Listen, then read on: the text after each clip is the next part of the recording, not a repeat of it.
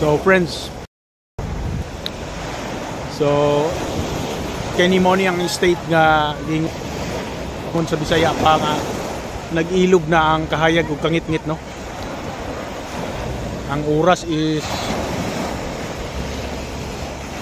5:30 na sa hapon, 5:30 sa hapon. So nag-ilog na ang kahayag ug kangit-ngit. So makaingon gyapon kag sunset gyapon kay napa man gyapoy siga sa kuan kahayag sa adlaw.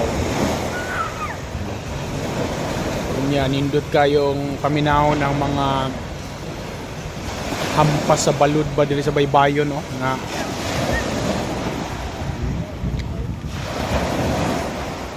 original sound din hampas sa